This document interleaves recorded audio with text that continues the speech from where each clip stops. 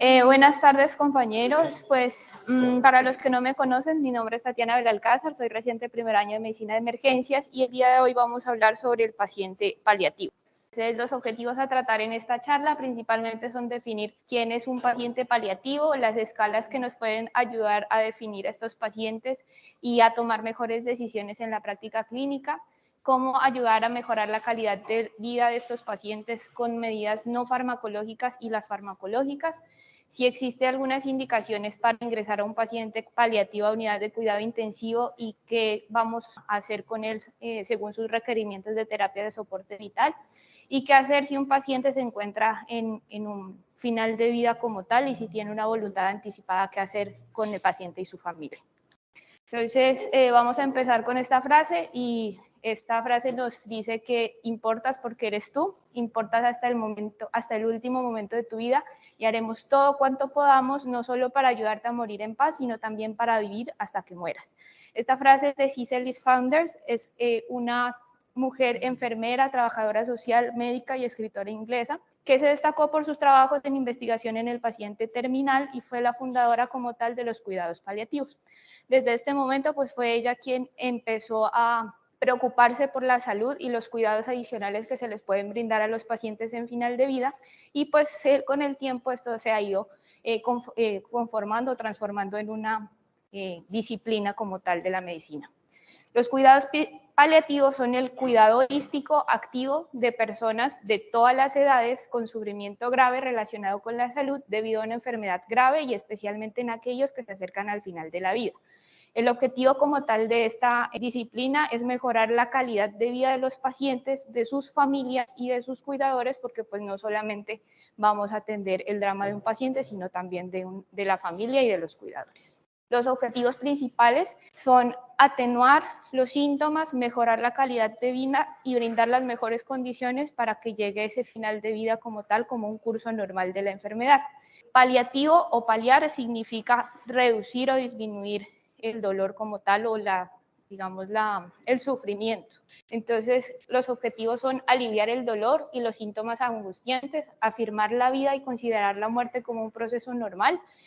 Durante el cuidado paliativo, las medidas de cuidado paliativo no se intenta acelerar ni atrasar como tal la muerte, solamente acompañar hasta que ese evento se genere, integrar aspectos no solamente físicos, sino también psicológicos, espirituales que tienen que ver con el cuidado del paciente, apoyar al paciente a vivir de la manera más activa posible hasta que él muera y apoyar a la familia en el proceso de la toma de las decisiones, como también en el proceso de aceptación tanto de la enfermedad como de la muerte. Otros objetivos son ofrecer un enfoque multidisciplinario que responda a las necesidades del paciente y mejorar la calidad de vida para influir en el curso de la enfermedad como tal. Un paciente paliativo, entonces, sería cualquier persona de cualquier edad, con cualquier patología crónica, no solamente cáncer, sino enfermedades crónicas también incurables y evolutivas que se encuentren en una situación avanzada y o terminal. Este paciente con enfermedad terminal se define como el paciente que tiene una enfermedad incurable, avanzada, progresiva, que tiene un pronóstico de vida limitado, que tiene una escasa posibilidad de respuesta a los tratamientos específicos, que su evolución puede ser tanto progresiva en decadencia como puede ser de carácter oscilante frecuente y generalmente pues lo que nosotros manejamos son las crisis que suceden durante todo ese proceso, que genera un intenso impacto emocional y familiar y que tiene una repercusión sobre la estructura cuidadora, ya sean familiares o no. Existen varias formas de identificar a un paciente que requiera un cuidado paliativo. No solamente es cuando el paciente llega a una etapa terminal donde ya la evolución de la enfermedad llegó a su máxima expresión y divide no solamente el periodo en que podemos tratar al paciente y el periodo en que ya no podemos tratar como tal la enfermedad, sino que disminuir los síntomas, sino también si lo identificamos de manera precoz, podemos determinar a un paciente paliativo antes de que ese paciente se considere terminal y brindarle condiciones de calidad de vida, por lo menos hasta el momento en que llegue su etapa terminal. Una cosa es definir a un paciente terminal y otra cosa es enfocar el paciente ante una atención de cuidado paliativo que lo podemos hacer mucho antes de que él llegue a esta etapa final. Para ello se han involucrado varias escalas, las principales que tenemos valoran tanto la capacidad funcional como escalas de identificación del paciente con necesidades paliativas. Dentro de las escalas de capacidad funcional tenemos el ECOG, que principalmente es utilizado en los pacientes oncológicos. Ella evalúa principalmente la restricción o la capacidad que tiene el paciente para hacer las actividades diarias y cuánto tiempo el paciente permanece en cama o permanece despierto. Entonces tenemos un ECOG de 0, aquel paciente que es totalmente activo asintomático, un ECOG de 1, el paciente tiene una restricción de la actividad intensa, pero aún así el paciente es capaz de realizar sus actividades de trabajo diario. El ECOG 2 ya es un paciente que, aunque está ambulatorio, capaz de hacerse sus actividades de autocuidado, es incapaz para trabajar y permanece más del 50% del tiempo despierto. El ECOG 3 ya es incapaz de su autocuidado en algún grado, permanece casi sentado o acostado la mayor parte del tiempo, aunque permanezca despierto. Y el ECOG 4 es ya la incapacidad total, en donde el paciente permanece el 100% del tiempo despierto, pero pues lentamente postrado. Y el 5 pues ya cuenta como un paciente fallecido. El índice de Karnofsky nos habla sobre la funcionalidad del paciente no oncológico. Tiene en cuenta puntajes desde 0 a 100, teniendo como base la capacidad para realizar actividades normales y si requiere o no atención especial.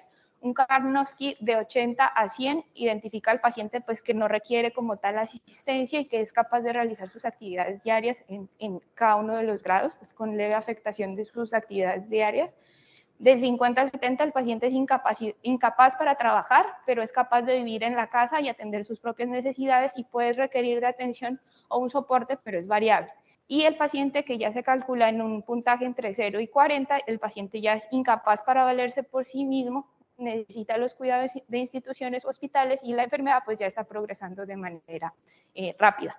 En este último punto, pues tenemos desde pacientes discapacitados, gravemente discapacitados, muy enfermos, hasta el paciente que se encuentra agónico. Y el Bartel, que es una escala para medir las actividades básicas diarias de la vida, que tiene en cuenta si el paciente deambula, si requiere apoyo para deambular, si tiene alguna dificultad para poder realizar la deposición o la micción o incluso para comer o vestirse, y lo cataloga según el grado de dependencia en cada uno de estos ítems. Valora al paciente o lo podemos estadificar en una puntuación entre 20 y 100, donde 100 es un paciente completamente independiente y menor de 20 ya es un paciente completamente dependiente. Entre ellos pues tenemos una dependencia leve, moderada o grave, dependiendo del puntaje, y es principalmente en el paciente no oncológico. Estas escalas funcionales son útiles para saber qué tan funcional es nuestro paciente, qué tanto pronóstico sobre mejorar su calidad de vida nos le podemos brindar como medidas de necesidades de atención paliativa, y si realmente él requiere como tal una necesidad paliativa, lo podemos hacer a través de otra escala, que es la escala NECPAL. A través del tiempo se han ido como actualizando los criterios. El NECPAL es una sigla que significa necesidades paliativas, y la última actualización fue en el 2021. Esta está basada en una pregunta sorpresa, y es: ante un paciente en que tengamos la duda o la sospecha de que probablemente su pronóstico sea limitado y que ya tenga una enfermedad que pueda avanzar hasta ser terminal, pues sí nos sorprendería que este paciente muriera. ¿En respecto a cuánto tiempo? En respecto a un año. Entonces el score NECPAL empieza con esta pregunta sorpresa, a la cual tenemos que responder si realmente nos sorprende que el paciente se muera dentro de un próximo año. Si la respuesta es no, no nos sorprendería, quiere decir que es un NECPAL positivo, es decir, un paciente que sí podría tener necesidades de cuidados paliativos. Pero si respondemos que no, pues que no nos, perdón, que si respondemos que sí, quiere decir que si nos sorprende el paciente, pues probablemente no está en un final de vida. Pero si no nos sorprende, quiere decir que próximamente pues el paciente pueda fallecer y sea producto de su evolución natural de la enfermedad. ¿Qué parámetros evaluamos aquí en el NEPAL? Entonces, tanto la demanda o la necesidad de limitar o no el esfuerzo terapéutico, ya sea porque lo pida el paciente, porque lo pida el familiar o porque el médico considere como una alternativa. Indicadores clínicos, o que haya habido un deterioro significativo en los últimos 6 meses, que sea de carácter reciente o reversible, tanto en el declive nutricional, en el declive funcional o en el declive cognitivo, y la dependencia severa dada por las escalas de funcionalidad como el Karnofsky menos de 50 o el Bartel menos de 20. Otros parámetros a evaluar en el NECPAL son si hay presencia de algún síndrome geriátrico, si hay síntomas persistentes de dolor, debilidad, anorexia, trastornos digestivos, aspectos psicosociales como diestrés o trastornos adaptativos, y también la condición socioeconómica, multimorbilidad, que tenga más de 2 condiciones crónicas, y de estas condiciones crónicas hace referencia a cáncer, EPOC, falla cardíaca, hepática o renal, accidentes cerebrovasculares, demencia, enfermedades neurodegenerativas o síndromes de inmunodeficiencia, o si estas intervenciones que se le realiza a este paciente pues implican un uso de recursos con una demanda o intensidad durante los periodos de crisis. Si el paciente tenemos una respuesta de que no nos sorprendería que él se muera en el periodo de un año y adicionalmente tenemos cualquiera de estos eventos, hablamos de un paciente NECPAL positivo, es decir, que tiene necesidades para cuidado paliativo. La forma esquemática simple para realizar este test pues incluye la pregunta y resumida en estos 6 ítems todo lo que he mencionado previamente. Entonces, nosotros responderíamos la pregunta y chulearíamos los ítems que consideramos como tal que el paciente cumple, y esto nos permite clasificarlo en un estadio pronóstico. Ese estadio pronóstico depende del número de parámetros que cumple. Entonces, tenemos un estadio 1, donde el paciente cumple 1 o 2 parámetros y la probabilidad de supervivencia es hasta 38 meses. O sea, quiere decir que estamos en una etapa temprana en donde identificamos precozmente a este paciente y lo podemos seguir por bastante tiempo y a modificar su calidad de vida de manera importante. El paciente en estadio 2 ya tiene 3 a 4 parámetros, tiene una media de 17 meses y pues se encuentra como en la mitad del proceso. Y el estadio 3 ya son el cumplimiento de 5 o 6 parámetros, es decir, la mayoría de estos eventos se presentan y la mediana ya es de 3.6 meses, quiere decir pues una muerte próxima.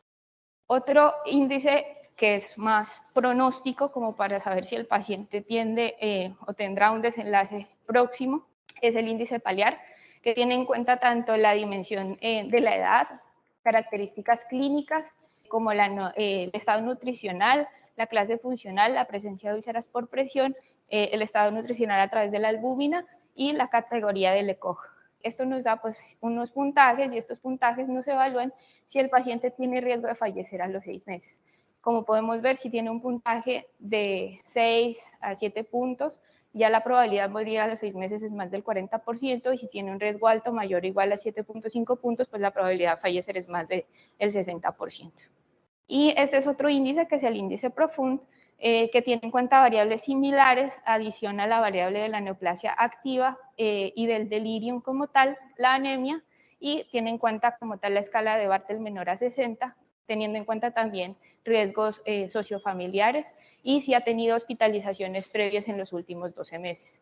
Este nos indica que el pronóstico a un año o a los 4 años en cuanto a mortalidad, si tiene de 7 a 10 puntos, que serían los puntajes más altos, pues el paciente tiene una probabilidad de morir del 45 al 50%, incluso hasta del 85% a los 4 años, y más de 11 puntos, pues ya más del 60% y más del 90% a los 4 años. O sea que su probabilidad de fallecer en un tiempo cercano es alta. Para continuar, pues los cuidados paliativos debemos considerar o recordar que siempre hay algo que hacer, por mínimo que parezca, por sencillo que parezca, así no sea un medicamento, así no sea una intervención invasiva, siempre hay algo por hacer por el paciente. Entonces, las bases terapéuticas como tal están enfocadas en una atención integral, en el enfermo y sobre todo pues en la familia, en promover la autonomía del paciente y la dignidad del enfermo, respetando los deseos como tal, en una concepción activa del tratamiento, entonces que podemos tratar a múltiples niveles y de diferentes formas, y a generar un ambiente de respeto, confort, soporte y comunicación constante. Los resultados esperados no son curar, sino mejorar los síntomas, brindar herramientas para el manejo, tanto farmacológicas como no farmacológicas, y brindar un soporte familiar a los cuidadores.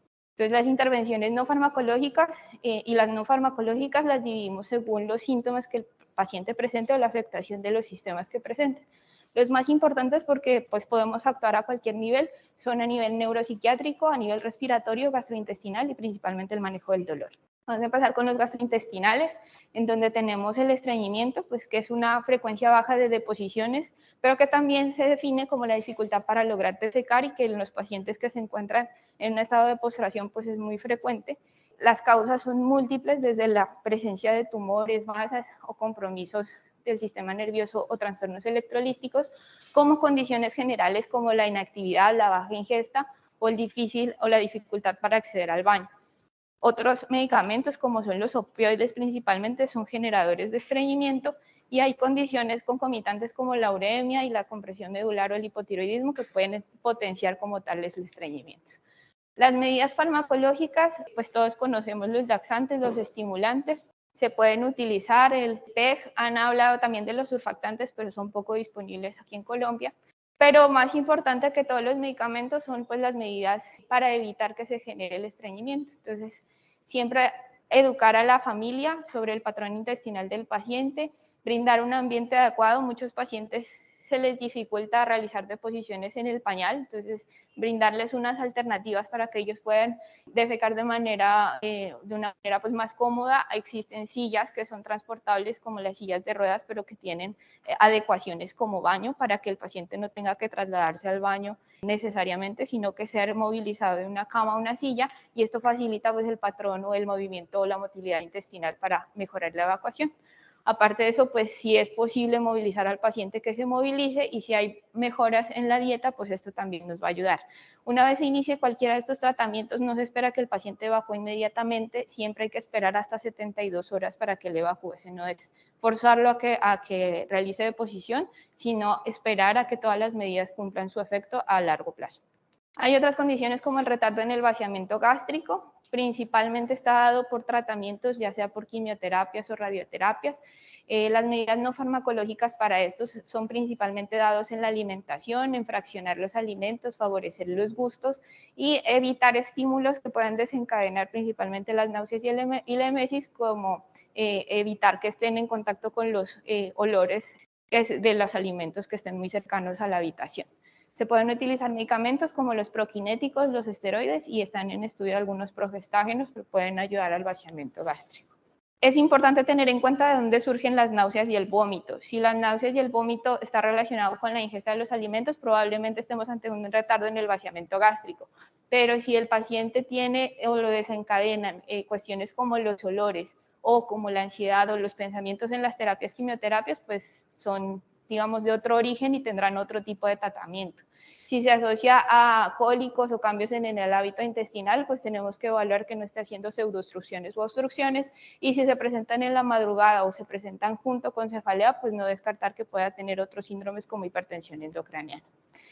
El control de las náuseas dependerá pues de la causa, si está asociado o no a medicamentos como la quimioterapia. Lo principal es igual favorecer lo de los gustos, fraccionar los alimentos y proporcionar una adecuada higiene oral. Tenemos como alternativas farmacológicas los proquinéticos, los esteroides, algunos antidopaminérgicos como el haloperidol o el ondansetron como alternativa. Existen otras terapias como son para los orígenes vestibulares, como los antihistamínicos, y las benzodiazepinas, principalmente en los pacientes que sufren de angustia o de ansiedad secundaria relacionada a los tratamientos. Otros proquinéticos alternativas, si no están disponibles o tienen alguna contraindicación para la famosa metoclopramida, es la lisaprida, la mosaprida o la domperidona. Para la diarrea, entonces, lo inicial, pues descartar que sea de origen infeccioso. Puede ser secundario a terapias, quimioterapias o radioterapias, y pues vamos a tener, dependiendo de esto, las medidas no farmacológicas, que serían principalmente dietarias, aumentar la ingesta de líquidos, y si ya la diarrea es abundante y descartamos que sea de origen infeccioso, pues podemos ayudarnos de medicamentos como la loperamida. En algunos pacientes que reciben radioterapia, tienen mayor beneficio de la colestiramina y de la dexametasona para disminuir los episodios de diarrea. La disfagia es otro de los síntomas gastrointestinales comunes en pacientes con cáncer, enfermedad neurológica. Las complicaciones asociadas son la candidiasis, la boca seca, y puede estar relacionado o no a radioterapia. Las medidas no farmacológicas dependen principalmente de la causa y de la severidad de la disfagia. Entonces, en estos pacientes o podemos modificar la dieta o utilizar otro tipo de vías de administración como las sondas nasogástricas, o ya pues en otro ámbito de las ostomías o gastrostomías. Existen medidas paliativas como son la radioterapia o el stent a nivel esofágico para permitir la deglución. Y el tratamiento como tal de la candidiasis, pues el único que tenemos es la nistatina oral. Dentro de la obstrucción intestinal maligna, esta es muy frecuente en los pacientes con compromiso a nivel gastrointestinal, ya sea alto en el intestino delgado o en el colon, y las alternativas van a ser pues principalmente medidas intervencionistas paliativas como stents, sondas nasogástricas, gastrostomías, y siempre procurar la hidratación en estos pacientes para aliviar de alguna forma la obstrucción.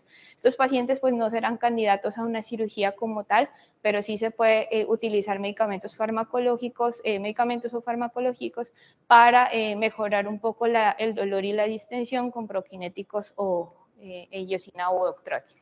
En cuanto a lo respiratorio, la disnea es principalmente dirigida a la causa, pero existen ciertas condiciones o alternativas no farmacológicas como son la posición. Si el paciente se encuentra en una posición con cabecera elevada, que procure que el paciente pues evite la deglución de las secreciones, que adicionalmente le tengamos una terapia de rehabilitación pulmonar, pues esto puede favorecer a que el paciente disminuya su sensación de disnea. Siempre tener en cuenta que pueden haber causas reversibles agudas que puedan obstruir la vía aérea o generar un síndrome de vena cava superior o un derrame pleural masivo, pues que requerirán unas intervenciones que, aunque no son terapéuticas, sí pueden mejorar como tal la disnea, y que algunas cosas como colocar un ventilador cerca al paciente no le va a mejorar la ventilación, pero sí va a hacer que él sienta una necesidad o una sensación menos asfixiante de falta de aire, y el acompañamiento en las personas que son ansiosas principalmente. El oxígeno, más que algo terapéutico, es una forma de aliviar el síntoma, no se tiene un objetivo de saturación como tal, sino como para que el paciente sienta que tiene una medida alternativa y que pues por la presencia del oxígeno pues se disminuya como tal la ansiedad. Y el resto de opciones farmacológicas como los opioides, las benzodiazepinas, los esteroides o los broncodilatadores, que depende principalmente del contexto o el origen de la disnea. La tos es un síntoma muy común en los tumores mediastinales, digamos que es el más complicado de manejar. Existen formas no farmacológicas indicadas principalmente por la hidratación y las medidas de tos eficaces. Entonces, mantener hidratada la vía aérea o la vía oral hace que se disminuya el reflejo tusígeno y por lo tanto pues se disminuye como tal la producción de la tos. Existen medidas para educar al paciente sobre cómo toser y evitar que genere dolores tanto en pared torácica como a nivel abdominal. Y ya podemos utilizar medicamentos para reducir ese efecto de la tos como la dihidrocodeína, los opioides, incluso los broncodilatadores o en algunos casos esteroides. Otro de los síntomas es el hipo, que es la contracción espasmódica del diafragma, puede ser agudo, persistente e incluso intratable, y se presenta principalmente por compromiso a nivel del sistema nervioso central, abdomen, pulmón, o por compromiso de enfermedades neurodegenerativas. El hipo como tal no tiene una forma de corregirse completamente. Existen medidas no farmacológicas como inducir la apnea forzada o generar una estimulación faríngea. Entonces, lo que recomiendan es generar una estimulación ya sea con pan seco, con hielo triturado, con bebidas frías. El hecho es estimular a nivel de la úvula el reflejo para que se modifique como tal la transmisión a través del sistema parasimpático. Y otras medidas como la hipertensión cervical y la compresión del nervio frénico a nivel del cuello como una medida vasovagal. Existen medicamentos ante la presencia de un hipo persistente o intratable que incluyen la metoclopramida, la simeticona, la clopromacina y en casos muy severos ya el valproato e incluso relajantes musculares. Puede utilizarse también sedaciones en casos ya pues persistentes. En cuanto a lo neuropsiquiátrico, tenemos el delirium. El enfoque principal del delirium es tratar de corregir la causa que lo genera, pero a nivel básico, pues siempre hay que procurar una hidratación adecuada del paciente, vigilar la alimentación y la deposición, procurar un lugar iluminado y que el paciente tenga pocos estímulos sonoros o acústicos para evitar como los desencadenantes o los episodios de agitación, y ya pues en contextos en que esto ya no nos funcione podemos utilizar los antipsicóticos. El objetivo cuando un paciente está agitado pues va a ser sedarlo o disminuir su agitación, y se puede hacer con varios medicamentos. En cuidado paliativo priorizan la vía subcutánea antes que la intravenosa por el tiempo de acción de los medicamentos. Si se utilizan endovenosos, pues va a ser más rápido, pero su efecto también se va a reducir en cuestión de tiempo. Y a nivel subcutáneo, pues permanecen a nivel de los tejidos y hacen que su efecto sea más prolongado. En caso de no poderse administrar subcutáneo, pues o idealmente oral, pues sí se podría utilizar la endovenosa, pero con unas dosis más bajas y más frecuentes. Dentro de los fármacos se encuentra el haloperidol, la levomepromacina, y en caso tal de que no tengamos las otras o que no podamos administrarlas, el midazolam. Sin embargo, el midazolam se reserva como un medicamento para el protocolo de fin de vida, listo, como sedación. En cuanto a la depresión, pues medidas de psicoterapia, transmitir esperanza y si fuese necesario, utilizar o recurrir a consejo de expertos. Las medidas farmacológicas dependerán si el paciente se encuentra activo o depresivo en tipo con síntomas negativos. Los antidepresivos a utilizar dependerán entonces si queremos sedación, como la mirtazapina o la trazodona, o si queremos activación, como el citalopram, escitalopram o la paroxetina. Y otro de los enfoques es el dolor, que lo más importante, más que el medicamento, es tener en cuenta que el dolor es multidimensional. Tiene una dimensión física, que pues ya es por el trastorno como tal del paciente, pero también tiene una dimensión espiritual, una dimensión social y una dimensión psicológica. No solamente tratando el dolor físico, pues llegamos a corregir totalmente el dolor. Tenemos otras 3 esferas en las cuales podemos intervenir y en las cuales pues podemos lograr mayor control, porque si miran es más de la mitad las otras esferas que como tal la dimensión física. Hay ciertas condiciones que aumentan el dolor y son principalmente emocionales, la ansiedad, el aburrimiento, la depresión, el disconfort, el insomnio. Entonces, si logramos corregir todas las anteriores, probablemente sea una mejor estrategia para corregir el dolor que el mismo analgésico. Hay otras pues, técnicas principalmente de terapia cognitivo-conductual, que son la aceptación, la relajación, la disminución de la ansiedad o la mejoría pues, de los síntomas como tal psicológicos para mejorar como tal el control del dolor. Y ya la técnica o la utilización de fármacos que incluye en una escala, como ya la conocemos, de AINES, después si esto no funciona, opiáceos débiles más AINES, más coadyuvantes, si no funciona, opiáceos potentes y si ya no, pues podemos utilizar otras medidas intervencionistas como radioterapia antálgica. ¿Cómo mejorar calidad de vida? Esto es multidisciplinario. No solamente somos nosotros tomando la decisión sobre los fármacos o las medidas no farmacológicas, sino también una esfera de varias especialidades, psicología, fonoaudiología, rehabilitación, terapia física, nutrición, y no olvidar la piel, que los cambios de posición, evitar las úlceras por presión, pues para evitar mayores complicaciones en estos pacientes. En cuanto a si el paciente debe ser ingresado o no a una unidad de cuidado intensivo, es muy discutido, hay bastante controversia. Me orienté en el concepto del doctor Díaz, en quien dice que realmente esto depende. ¿Depende de qué? Depende de la condición en la que se encuentre el paciente, depende del motivo en el cual sea la razón por la cual vaya a ingresar a cuidado intensivo y depende de los objetivos terapéuticos.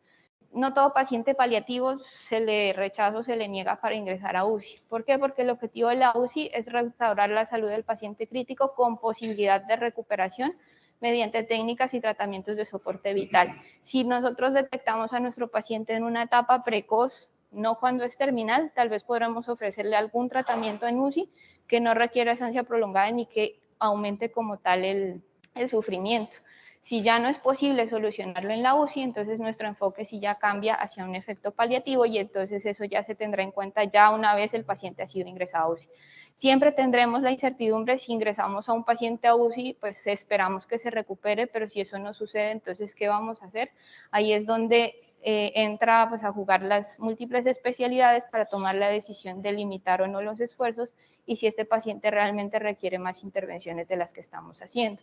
¿Qué condiciones nos pueden llevar a que el paciente ingrese a UCI? Que necesite un vasopresor, pero que realmente este sea de manera transitoria. Que necesite algún soporte vasodilatador, pero que este sea de manera transitoria. O que requiera otros soportes como ventilación mecánica que no sea invasiva para mejorar los síntomas y que también pues, no tenga inminencia de una falla ventilatoria. O aquellos pacientes que tienen, por ejemplo, una falla cardíaca que se están respondiendo a ciclos de inotropía, aunque esto no cambia la mortalidad, pues sí nos va a mejorar la sintomatología. Entonces, todo esto depende de la funcionalidad, depende del pronóstico de la patología de base y depende de la reversibilidad de la patología aguda que lo está llevando a la unidad de cuidado intensivo. En cuanto al protocolo de final de vida, no existe un protocolo general que sea un consenso ni mundial ni nacional. Aquí en la clínica se está construyendo en este momento, pero en general el protocolo de final de vida tiene en cuenta la decisión que el paciente tome de que ya alcanzó el límite de las estrategias a realizar con el paciente y de que si el paciente va a mantenerse solo con cuidados paliativos o no. Hay muchas controversias en este punto puesto que la mayoría de las barreras es porque la atención al final de vida no es adecuada y es porque la sociedad se niega, oculta la muerte o no la mira a la muerte como un paso natural en el ciclo de la vida, sino como algo trágico, catastrófico e incluso como un fracaso de los médicos. El tratamiento se encuentra fragmentado cuando existen múltiples especialidades que abarcan al mismo paciente y cada uno tiene algún enfoque diferente o una visión diferente de cómo ver el final de la vida. Y la actitud del personal, pues esto depende mucho de las creencias que cada uno tiene y de las experiencias que cada uno haya vivido con respecto al final de la vida. Algunos estarán de acuerdo, otros estarán en contra. Pero en general, pues son el conjunto de acciones que nos permiten realizar un acompañamiento orientado a las necesidades individuales en busca de una muerte digna. Dentro del protocolo de final de vida, pues está la limitación de los esfuerzos y hay que aclarar cuáles son las limitaciones existentes dentro de estos protocolos. Principalmente las limitaciones al soporte vital, teniendo en cuenta que el soporte vital es cualquier técnica, procedimiento o medicamento que retrase el momento de la muerte, que no esté dirigido necesariamente a la patología de base, pero sí a un proceso biológico causal. Y entre estos se encuentran la reanimación, la terapia de reemplazo renal, la ventilación mecánica invasiva y la transfusión e incluso la utilización de vasopresores. ¿Quién toma la decisión de limitar el esfuerzo? Es una decisión difícil, discutida entre el personal médico, el familiar y si el paciente está consciente, pues con el paciente. Sin embargo, pues todas las intervenciones que se realicen o las justificaciones del tratamiento pues tienen que estar basadas en medicina con evidencia. Se debe discutir colectivamente, tomar una decisión en consenso y esa decisión debe ser plasmada en la historia clínica, siempre informándole a la familiar o al cuidador o al responsable o al representante legal si está o no de acuerdo con esto, respetando si hay o no voluntades anticipadas y en caso de que no se encuentre en acuerdo la familia y el personal médico, pues se va hacia un comité de ética para definir cuáles serían las mejores recomendaciones. El comité de ética recomienda y lo puede plasmar en la historia clínica, pero pues la decisión final tendría que ser un consenso conjunto. ¿Qué formas de adecuación del esfuerzo terapéutico? Entonces, limitar el ingreso a UCI es una de las formas de adecuar el esfuerzo, limitar el inicio de terapias determinadas o medidas de soporte vital o retirarlas siempre y cuando pues ya se haya demostrado que esas medidas no surtieron efecto y que más están prolongando el sufrimiento del paciente. Dentro del protocolo se encuentra no tomar paraclínicos en aquellos pacientes de final de vida, no tomar glucometrías, no tomar signos vitales que no nos va a cambiar en nada las decisiones clínicas. Si tiene el paciente oxígeno, no aumentar los requerimientos de oxígeno, no hacer aspiraciones profundas para evitar dolor, ofrecer un sitio en la medida de lo posible en donde tengan privacidad y si es posible o si la familia quiere recibir apoyo emocional y espiritual y evaluar si el paciente requiere o no una sedación paliativa. No todo paciente paliativo termina en sedación paliativa. La sedación paliativa es una medida de último recurso para aliviar síntomas severos y refractarios. Lo que hace es disminuir el estado de alerta, reduce la percepción de los síntomas, pero en ningún momento acelera la muerte. Ni siquiera pues, se considera una eutanasia y vamos a ver las diferencias. Ofrece esperar la muerte, pero sin dolor. La diferencia con la eutanasia, entonces, es que la intención es completamente diferente, únicamente es controlar como tal los síntomas a través de deprimir el estado de conciencia. La eutanasia tiene el objetivo, la intención de matar al paciente. La indicación es un síntoma que sea refractario, que no responda a los tratamientos convencionales y es un procedimiento individualizado con dosis mínimas y titulables según el estado del paciente, a diferencia de la eutanasia, en donde el paciente solicita el procedimiento y donde se utilizan drogas o medicamentos a dosis estándar con el objetivo pues, de finalizar la vida. El tiempo depende, principalmente los medicamentos se realizan con un ajuste dependiendo del estado de conciencia o no del paciente, y el éxito está en que se llegue rápidamente al control del dolor o a la disminución del estado de conciencia. Al contrario de la eutanasia, pues que el objetivo es la muerte. Las indicaciones en un paciente con síntomas refractarios, pero no confundir con un síntoma de difícil control. En enfermedad avanzada que no tenga posibilidades razonables de otro tratamiento o rechazo al tratamiento decidido por el paciente o que se encuentre en una situación agónica, y siempre se debe dejar constancia en la historia clínica de los síntomas que presenta el paciente y el motivo por el cual se le realiza la sedación. La intención entonces es aliviar el sufrimiento, ajustar las dosis a nivel del estado de conciencia. Esto se puede revertir, sí, dependiendo de lo que queramos con el paciente, y siempre utilizar medicamentos de rápida metabolización y de vida media corta. ¿Qué utilizan en la sedación paliativa? Principalmente las benzodiazepinas, por eso se reservan casi al final de la escala del manejo. Otros son la levomepromacina, lo que modifican son las dosis en la escala, y más adelante ya si el paciente, a pesar de todo esto, no obtiene los objetivos planteados, pues se puede utilizar fenobarbital y propofol, pero eso lo dejan principalmente para manejo del dolor y cuidado paliativo específicamente. Y por último, las voluntades anticipadas, entonces sería qué quisiera que hicieran conmigo si llego a tener una enfermedad terminal.